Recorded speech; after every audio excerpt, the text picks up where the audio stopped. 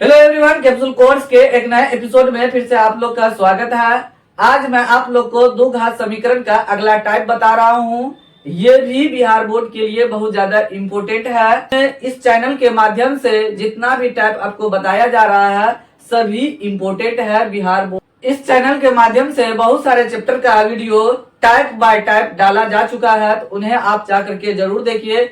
अगर पहली बार इस चैनल पे आए हैं तो चैनल को सब्सक्राइब कीजिए, बेल आइकन को प्रेस कीजिए, ऑल नोटिफिकेशन को ऑन कर दीजिए ताकि आपको लेटेस्ट वीडियो को नोटिफिकेशन समय समय पर मिलते रहे। चलिए तो ये क्वेश्चन देखते हैं कि किस तरीके से हम बनाएंगे। ये भी बहुत ज्यादा सरल है, इजी तरीके से इसको भी हम सोल्यूशन करेंगे। यहाँ पे पहला नंबर क्वेश्चन लिखा हुआ है, यदि दो लगातार प्राकृत संख्याओं का गुणनफल 20 है तो दोनों संख्याएं ज्ञात करें। तो मतलब कह रहा है दो प्राकृत संख्या है, लगातार है और उनका गुणनफल 20 है, तो संख्या कह रहा है ज्ञात करने के लिए। तो हम क्या करेंगे, इसको सॉल्यूशन करेंगे। यहाँ पे तो लिखेंगे माना कि पहली लगातार प्राकृत संख्या बराबर x, दूसरी लगातार प्राकृत संख्या बराबर, तो लगातार हो जाएगा तो प्राकृत संख्या इसमें क्या करेंगे, एक जोड़ देंगे।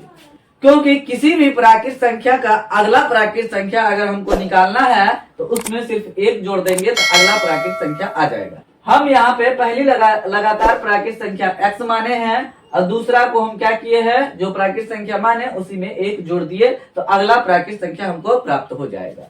और यही दोनों प्राकृत संख्या का गुणनफल क्या दिया है, 20 दिया है। तो हम क्या करेंगे, लिखेंगे प्रश्न से x इंटू x प्लस 1, ये दोनों प्राकृत संख्या है, इसी को गुणनफल करने पर कितना आता है, 20 आता है। तो बराबर के उस साइड लिख देंगे हम। उसके बाद इसको गुणनफल कर लेंगे, इसको इससे गुना करेंगे चिन्ह के साथ, तो एक्स स्क्वायर हो जाएगा। जब x को x से गुना करेंगे और जब इसको इससे गुना करेंगे तो दोनों प्लस में, तो प्लस x को 1 से गुना करेंगे तो x हो जाएगा, अब बराबर 20 हो गया। उसके बाद हम 20 को इधर कर लेते हैं, दो घात समीकरण के फॉर्मेट में लेके आ जाते हैं। तो x square plus x minus 20 equal to 0 हो जाएगा।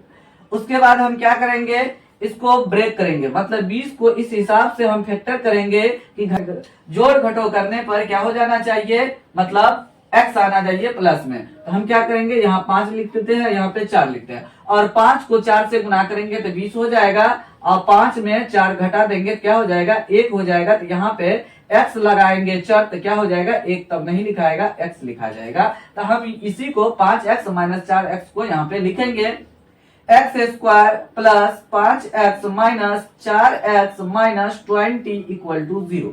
उसके बाद हम क्या करेंगे, ये दो का पेयर बना लेंगे और कॉमन ले लेंगे, जो दोनों में मिलेगा। तो हम ये दोनों में देखते हैं तो x मिल रहा है, तो x हम कॉमन ले लिए तो क्या हो जाएगा, यहाँ पे एक्स स्क्वायर में x जब कॉमन लिए तो x बच गया, प्लस लिख देंगे, 5x में x कॉमन लिए तो 5 बच गया। उसके बाद माइनस 4 कॉमन ले लेंगे, माइनस इसलिए कॉमन लिए क्योंकि अगला घर में भी प्लस लाना है, इसीलिए माइनस 4 कॉमन ले लिए। तो क्या हो जाएगा, माइनस 4 यहाँ से ले लिए तो प्लस x बच गया और उसके बाद यहाँ माइनस कॉमन लिए हैं, क्या हो जाएगा, प्लस हो जाएगा। और इससे पिछले वीडियो में अभी आपको बता चुके हैं कि जब हम माइनस कॉमन लेंगे तो प्लस हो जाएगा, प्लस का माइनस हो जाएगा। या माइनस है, कॉमन लिए माइनस, तो क्या हो जाएगा, प्लस हो गया और 20 में ये 4 से भागा देंगे तो कितना हो जाएगा, 5 हो जाएगा, इक्वल टू 0 लिखेंगे।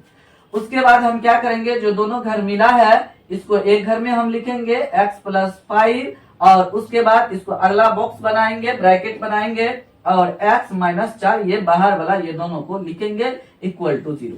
अब एक बार x प्लस 5 इक्वल टू 0 हो जाएगा, x प्लस 5 इक्वल टू 0 एक बार हो जाएगा, x माइनस 4 इक्वल टू 0 हो जाएगा। तो यहाँ पे हो गया x बराबर कितना हो गया, -5 हो गया।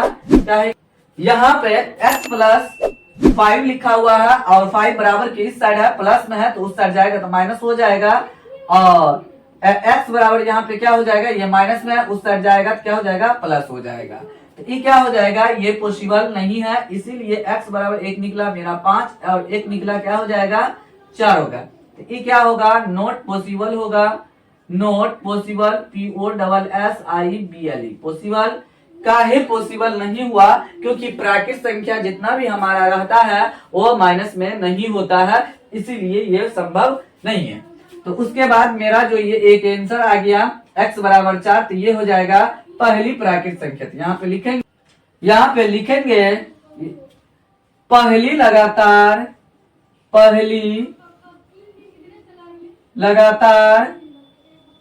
प्राकृत संख्या बराबर x माने थे हम यहाँ पे पहली लगातार प्राकृत संख्या बराबर x, तो x का वैल्यू आया कितना? 4 आया। पॉजिटिव वाला हमको लेना है क्योंकि प्राकृत संख्या धनात्मक होता है, तो ये पहली प्राकृत संख्या 4 हो गया। दूसरा यहाँ पे दूसरी लिखा है, तो दूसरी लगातार प्राकृत संख्या बराबर x प्लस 1 था, तो 4 प्लस 1 बराबर 5 हो जाएगा। तो ये दोनों मेरा क्या हो जाएगा? आंसर हो जाएगा। एक 4 और एक 5 हो गया, ये दोनों मेरा आंसर हो गया। अगर आप इस चैनल पे पहली बार आए हैं तो चैनल को सब्सक्राइब करके बेल आइकॉन को प्रेस कीजिए और ऑल नोटिफिकेशन को ऑन कर दीजिए, ताकि आपको लेटेस्ट वीडियो को नोटिफिकेशन समय समय पर मिलते रहे। और ये जितना भी आपको इस चैनल के माध्यम से क्वेश्चन बताया जा रहा है, सभी के सभी इंपोर्टेंट क्वेश्चन ही बताया जा रहा है, जो वायरल क्वेश्चन है। इसी टाइप का क्वेश्चन आपसे पूछा जाएगा, इसी टाइप के क्वेश्चन से रिलेटेड जो क्वेश्चन होगा उसको प्रैक्टिस करने की जरूरत है। यहाँ पे दूसरा नंबर क्वेश्चन लिखा हुआ है, एक समकोण त्रिभुज की ऊंचाई आधार से 7 सेंटीमीटर कम है, यदि कर्ण 13 सेंटीमीटर हो तो अन्य दो भुजाएं ज्ञात करें। तो सबसे पहले हम क्या करेंगे, एक समकोण त्रिभुज बना लेते हैं, क्योंकि ये समकोण त्रिभुज ही कह रहा है। तो हम क्या करेंगे, यहाँ पे एक समकोण त्रिभुज बना लेते हैं, जिससे कि हमको समझने में इजी हो जाएगा। तो ए बी सी एक समकोण त्रिभुज, ये कोण भी समकोण हो गया। तो कर्ण कितना दिया है, तो ये मेरा क्या हो जाएगा, ये कर्ण है। तो कर्ण कितना है, 13 सेंटीमीटर है। ये आधार है, मेरा आधार है, इसको बेस बोलते हैं इंग्लिश में, आधार नहीं पता है। और ये क्या है, लंब या शीर्ष लंब है। यहाँ पे लंब हम लिख देते हैं, ये हो गया, ये हो गया। चलिए अब हम क्या करेंगे, इसमें कह रहा कर्ण दिया हुआ है, लेकिन यहाँ जो कह रहा समकोण त्रिभुज की जो ऊंचाई है, ऊंचाई यही है, लंब यही ऊंचाई है मेरा।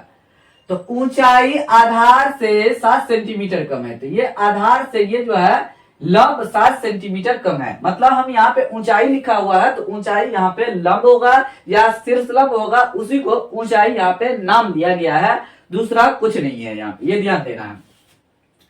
उसके बाद यहाँ ध्यान देना, क्या कह रहा है, लंब जो ऊंचाई जो है ना आधार से 7 सेंटीमीटर ये कम है। तो पहले आधार हम मानेंगे कितना है, तब भी ये 7 सेंटीमीटर ऊंचाई कम हो जाएगा। तो हम यहां से यहां तक हम क्या करते हैं, आधार x मान लेते हैं।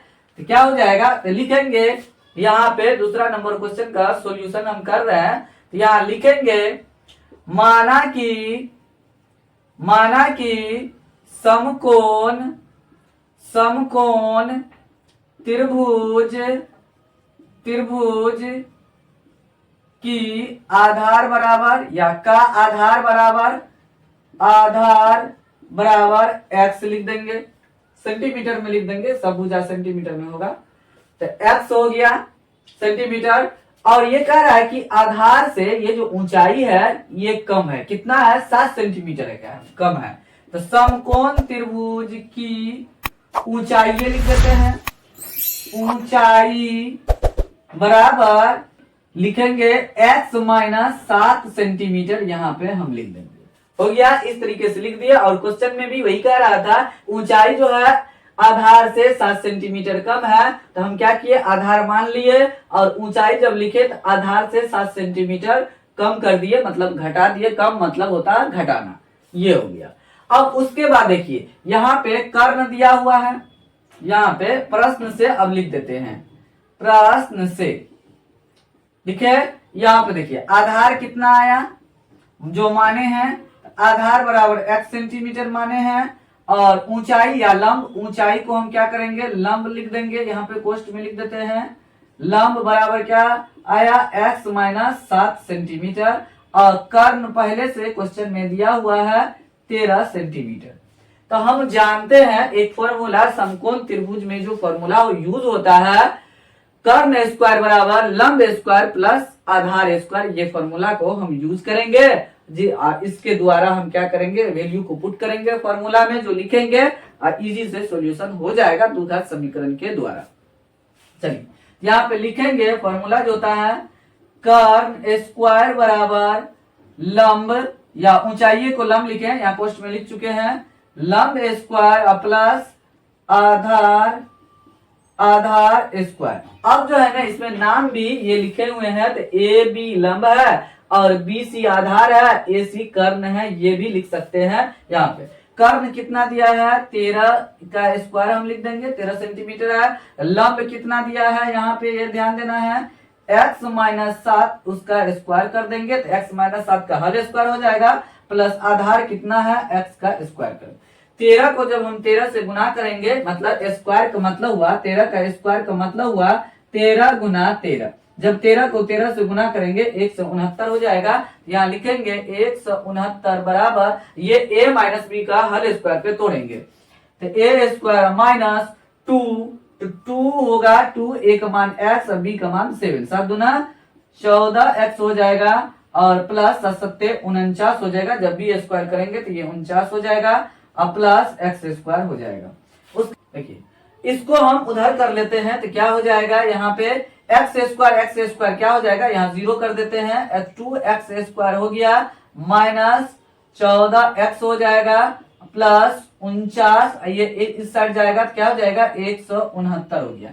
0 को उधर और ये पूरे टर्म को हम इधर कर देते हैं और साथ साथ इसको घटा भी देंगे तो हो जाएगा 2x स्क्वायर माइनस 14x, ये हो जाएगा माइनस 169 में 49 को घटाइए, यहाँ पे 49 को घटा देना, ये 0 हो जाएगा और 6 में से 4 घट गया 2 हो जाएगा, ये हो गया 120, तो माइनस 100 क्या हो गया 20 हो गया, बराबर 0, 0 को हम इस साइड कर दिए और टोटल टर्म को इधर कर दिए। उसके बाद क्या करेंगे, 2 हम कॉमन ले लेते हैं, 2 कॉमन लेंगे तो x square minus 7x minus क्या हो जाएगा, और 120 में 2 से भागा देंगे तो 60 हो जाएगा इक्वल टू 0 हो गया। उसके बाद हम क्या करेंगे, ये जो है ना ये 0/2 हो जाएगा क्योंकि ये गुना में है, उस साइड जाएगा, समीकरण बराबर के उस साइड जब जाता है समीकरण में क्या हो जाता है, भागा में चला जाता है, तो हम डायरेक्ट 0/2 करके 0 लिख देंगे, डायरेक्ट ही कर देंगे। x square minus 7x minus 60 equal to 0 लिखा गया। उसके बाद हम यहाँ पे उसको गुणनखंडन करते हैं, यहाँ पे अब x स्क्वायर यहाँ एक बार और लिख देते हैं, x square minus 7x minus 60 equal to 0। उसके बाद हम क्या करेंगे, x स्क्वायर इसको फैक्टर करेंगे, ये हो जाएगा, इस हिसाब से करेंगे कि घटाने पे कितना आ जाना चाहिए, यहाँ पे -7 आ जाना चाहिए। तो 60 का एलसीएम हम निकाल लेते हैं, ये हो जाएगा 30 दूना 60 हो जाएगा, 2 15 दूना 30 हो जाएगा, 3 से लगाएंगे 3 पंचे 15 हो जाएगा, हो गया। इस तरीके से हम किए। अब उसके बाद देखिए 5 दूना 10 3 दूना 6, ये नहीं होगा तो हम क्या करेंगे, यहाँ पे 3 दूना 6, 6 दूना 12, अम्मा से 5 घट गया कितना हो जाएगा 7 हो जाएगा, लेकिन -7 चाहिए। ये तीनों अंक को एक साथ रखेंगे और 5 को अलग कर देंगे, तो 3 दूना 6, 6 दूना 12, अब 12 ये प्लस में है, ये माइनस में रखेंगे तब मेरा -7 आ जाएगा। तो हम क्या करेंगे, यहाँ पे लिखेंगे -12x plus 5x minus 60 equal to 0 लिखेंगे। उसके बाद x कॉमन लेंगे तो x -12 हो जाएगा, प्लस 5 कॉमन लेंगे तो x माइनस, और 60 में 5 से भागा देंगे तो 12 हो जाएगा इक्वल टू 0 लिखेंगे। उसके बाद x -12 इंटू, उसके बाद ये बाहर वाला x प्लस 5 लिखेंगे, हो जाए, उसके बाद 0 हो जाएगा। x -12 इक्वल टू 0 एक बार हो जाएगा, x प्लस 5 इक्वल टू 0 हो जाएगा। उसके बाद x बराबर हो जाएगा, ये बराबर की इस साइड है, क्या हो जाएगा, उस साइड जाएगा तो प्लस हो जाएगा, ये क्या हो जाएगा माइनस हो जाएगा। ये पॉसिबल नहीं है, यहाँ पे लिख देंगे ये not possible, POSSIBLE not possible. क्यों पॉसिबल नहीं है, क्योंकि ये जो भुजा होगा मेरा माइनस में नहीं आता है, हमेशा धनात्मक रहता है। किसी का ही भुजा हम निकालेंगे तो हमेशा धनात्मक में होता है, ऋणात्मक नहीं होता है, इसीलिए नॉट पॉसिबल लिख दिए। और ये हो जाएगा, इसीलिए x बराबर 12 सेंटीमीटर हो जाएगा। तो हम क्या माने थे, समकोण त्रिभुज का आधार माने थे x, तो समकोण त्रिभुज का आधार कितना निकला, यहाँ पे लिखेंगे समकोण समकोण त्रिभुज त्रिभुज का आधार बराबर x सेंटीमीटर वहां माने थे, यहाँ पे कितना निकला 12 निकला, तो 12 सेंटीमीटर हम लिख देंगे। उसके बाद समकोण त्रिभुज की ऊंचाई यहाँ लिखेंगे समकोण त्रिभुज की ऊंचाई या लंब लिख देंगे, ऊंचाई लिखा है तो ऊंचाई लिख देंगे, ऊंचाई बराबर x माइनस 7, यहाँ पे पहले जो माने हुए थे वही लिख कर देख करके यहाँ लिखना है, तो 12 माइनस 7 कितना हो जाएगा 5 सेंटीमीटर हो जाएगा। दूसरा इधर उधर का क्वेश्चन आप नहीं पढ़िए, अगर दूसरा क्वेश्चन पढ़ने में अपना टाइम वेस्ट कर देते हैं तो वो क्वेश्चन आपसे छूट जाएगा, जो पूछने वाला बिहार बोर्ड में क्वेश्चन रहेगा वो आपसे छूट जाएगा वहां पे। तो इसीलिए आप इस चैनल पे आए हैं तो बिल्कुल सही जगह पे आए हैं, सही जगह चूज किए हैं, इसीलिए आप इस चैनल को जल्दी ही सब्सक्राइब कर लीजिए और बेल आइकन को प्रेस करके ऑल नोटिफिकेशन को ऑन करके ऑल कैप्सूल कोर्स के वीडियो को आप जरूर देखिए। चलिए, तो आपको बहुत अच्छे तरीके से समझ में आ गया होगा जो हम आपको बताए हैं। फिर भी आपको कोई डाउट है, प्रॉब्लम है तो आप कमेंट बॉक्स में जरूर कमेंट कीजिए और लाइक करना नहीं भूलिए वीडियो को। तो चलिए, तो वीडियो को फिलहाल यही समाप्त करते हैं, मिलते हैं अगले वीडियो में। इसके अगले टाइप लेकर के कुछ नया टाइप लेकर के आएंगे, जो बचा हुआ टाइप है वो लेकर के आएंगे। तब तक आप लोग इस चैनल को देखते रहिए, मुस्कुराते रहिए, हंसते रहिए, एंजॉय लेते रहिए। Thanks for watching this video. ये नहीं है, ये आंसर है, तो एक ये आंसर आया, एक ये आंसर आया, यही दोनों मेरा आंसर है। समकोण त्रिभुज का आधार जो x माने थे वो 12 सेंटीमीटर निकला और समकोण त्रिभुज के जो ऊंचाई माने थे x माइनस 7, जो क्वेश्चन के अनुसार हम लिखे थे x माइनस 7, तो क्या हो जाएगा 5 सेंटीमीटर आ गया। इसी तरीके से इस क्वेश्चन को हम बनाएंगे। ये क्वेश्चन कई बार पूछा जा चुका है, इसीलिए आपको वही क्वेश्चन पढ़ाया जा रहा है इस चैनल के माध्यम से। जो भी आई हो बहुत ज्यादा इंपॉर्टेंट है ये सब क्वेश्चन। इसी टाइप के क्वेश्चन को पढ़ने की आपकी जरूरत है और इसी टाइप के क्वेश्चन और दूसरा क्वेश्चन इससे रिलेटेड क्वेश्चन को आप पढ़िए, क्योंकि यही आने वाला है आपका एग्जाम में। तो अगर आप पहली बार इस चैनल पे आए हैं तो चैनल को जल्दी ही सब्सक्राइब कर लीजिए। तो इस चैनल पे जो पढ़ाया जा रहा है सभी के सभी टकराने वाला है। इसी टाइप का क्वेश्चन आएगा, वह न्यूमेरिकल वैल्यू चेंज भी कर सकता है, ये आपको समझना है। ये नहीं कि मतलब अब यहाँ पे 13 सेंटीमीटर कम ने दे दिया, आधार 7 सेंटीमीटर कम है, अब जरूरी नहीं कि 7 सेंटीमीटर कम भी हो जाएगा, हो सकता है अधिक भी दे दे, ऐसा रहेगा। तो ये आपको ध्यान देना है, बस प्रैक्टिस करना है इसी टाइप के क्वेश्चन को, और जो मिलेगा वो क्वेश्चन को आप प्रैक्टिस कीजिए। इसी से रिलेटेड क्वेश्चन वही पढ़िए जो आपके एग्जाम में पूछा जाता है। ऑल कैप्सूल कोर्स के वीडियो को आप जरूर देखिए। चलिए, तो आपको बहुत अच्छे तरीके से समझ में आ गया होगा जो हम आपको बताए हैं। फिर भी आपको कोई डाउट है, प्रॉब्लम है तो आप कमेंट बॉक्स में जरूर कमेंट कीजिए और लाइक करना नहीं भूलिए वीडियो को, कि आपका एक लाइक बहुत ज्यादा मोटिवेट करता है और आपके लिए अच्छा वीडियो बनाने के लिए प्रेरित करता है। तो चलिए, तो वीडियो को फिलहाल यही समाप्त करते हैं, मिलते हैं अगले वीडियो में। इसके अगले टाइप लेकर के कुछ नया टाइप लेकर के आएंगे, जो बचा हुआ टाइप है वो लेकर के आएंगे। तब तक आप लोग इस चैनल को देखते रहिए, मुस्कुराते रहिए, हंसते रहिए, एंजॉय लेते रहिए। Thanks for watching this video.